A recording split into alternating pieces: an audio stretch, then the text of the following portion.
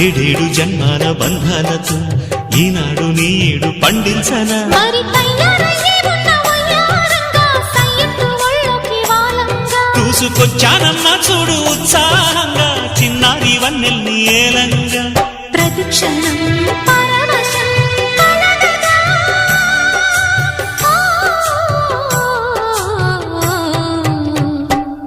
మనసా పలకవే మధుమాసపు కోయిలవై చెలివే తెలుపవే చిగురాశల గీతికవై